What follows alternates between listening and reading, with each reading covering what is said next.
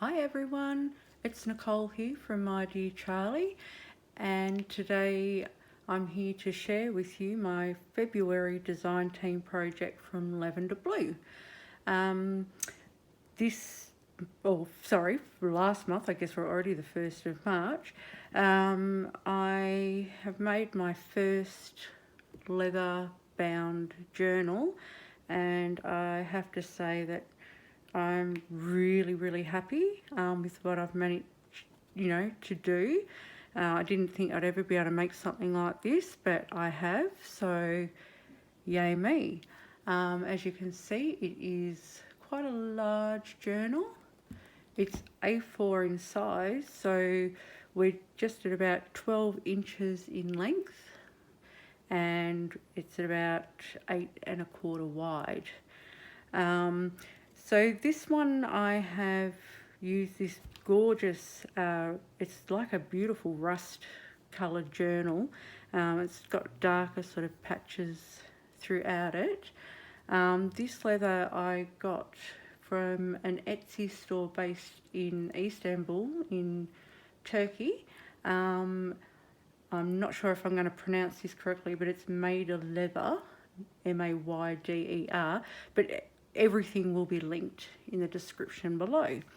So the kit that I use from Lavender Blue, it's Fiona's, it's like an industrial drawings, steampunkish kind of pack. And so that's kind of the theme I went with the journal. There was more I was thinking of maybe doing to the cover, but I didn't want to overdo it. I like to keep it quite simple, because I want it to be really usable. This is definitely a masculine style journal, and I don't know that guys particularly want too much stuff spread all over. So as you can see here, I've done like a bit of a rip in the leather. Now this striped pattern, that's just on the chipboard. So I have inked that and I've left it raw. I was going to Mod Podge it, but I didn't want it to look shiny. I just want it to look old and, awesome.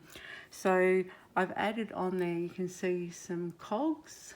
Sorry about the shadowing. It's just, not great light, but it's the best I can do. So yeah, we've got the cogs. Also have this book plate, and it says take your time, which you'll need to do with this journal, the size it is. And then up each side here, I've run brads up there. I've always got to have brads. I'm not sure if you're going to be able to pick up, but there's like your sort of antique brass colour, there's silver, and there's a gorgeous like copper colour. And I just sort of randomly pluck them out and pop them in. Now the spine of this I absolutely love. That came up so well with the raised bands, better than what I thought. And then the back is just the plain leather. But again, like I said, it's just, as to whether the colour in the video is going to do this justice or not, I'm really not sure. It's, like I said, it's a beautiful rust colour, and it's got this black sort of pattern. It's just, absolutely love it. The edges of the pages, again, kind of not great to see, but there's a bit of like colour variation. The pages that I did print on, I just lightly inked the edges, just to give it, again, a bit of a vintagey old kind of feel. Okay, so without further ado, I will run you through this journal. It won't take long. There's not a great deal to see in it, as in there's no ephemera, there's no pockets, there's no tags. It is purely a journaler's journal. Just beautiful blank paper, and also some printed papers. When we open it up, there's this gorgeous hand marbled paper. This is from Doden in, I believe he's in Israel. And when I came across his site on Etsy, I love the neutral palette of it. and the fact that it's just got a bit of red and you've got your brown, and there's even like a beautiful rich but very deep blue on your black, and then you've got of course your beige and sort of the grey in the pattern, like in the cells. Just looks fabulous, and I thought just really suits his style of journal. I didn't adhere that down to the first page, I just left it loose. I like the colour, and again it just adds to it. It's just another colour. This paper here is it's 118 GSM. It's called Oxford paper, and it's got a beautiful texture, but again I'm really not sure how. I think it's kind of picking it up just between the shadows and the bad light. It's kind of hard, but yeah, that's picked that up. And it's really nice to write on. I've written on it with just a normal biro ballpoint pen, and that's not too bad, but I found it best like with a pencil or with like a really fine tip marker, like an outline marker, and that was really good, and there was no bleed through, which was really good too. Okay, so we'll keep going. This is the first of the prints that I've put in from Lavender Blue's kit. I absolutely love these. It's a very eclectic sort of mix. This one here, it's quite bizarre. It's like some kind of flying machine. Whether anyone tried it or not, and whether it was successful or not, I'm really not sure. It would certainly be a different way to fly. Not particularly one I'd like to try, but you know, a lot of fun for our journals. So I'm just going to go through, and because I have slightly inked the edge, I can find the pages a bit easier. So we've got another one here. This is almost like for training wheels for your penny farthing cycle, which I'd definitely be wanting. Okay, now I've also put in some blueprints. These are fabulous. These are from Tom Chalky, and if you haven't come across Tom Chalky, look him up because he's just got some amazing stuff.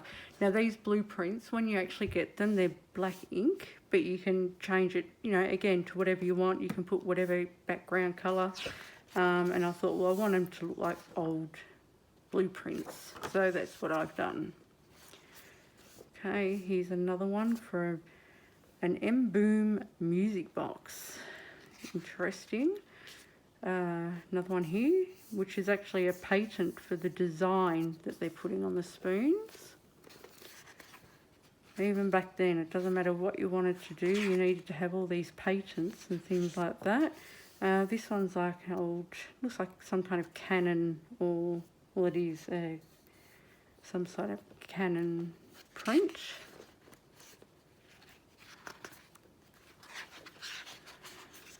Another blueprint. Another from Lavender Blue. That'd be interesting to write on. Also, for any of you that aren't subscribed to my channel, I'd love you to join me along on the journey, I should say, when I share my journals and anything that I do on YouTube. So yeah, I'd love to see you as one of my subscribers. And if you want to be notified of when I do my videos, you can just click on the notifications and then you'll be in the know. We'll keep going. Another one here for like a travel lantern. Oh, missed one here. Another blueprint. And again, these are all totally different. Nothing relates really to anything. I just thought it's nice to have something in there to break it up. And it just, yeah, it gives it that nice vintage kind of feel.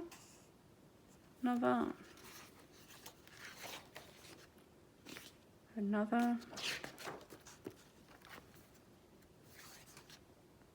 So yeah, so this month coming I'll be doing again a different style journal. I'm not sure 100% how I'll be doing it yet, but I'll be sure to share that when that one's finished too.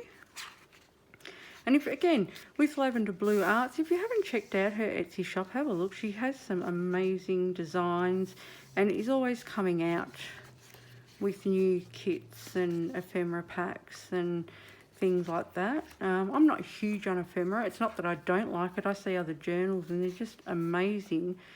But I like to, I've said it before, I just like to journal. And then if I want to add something as I'm going, I can do so. So,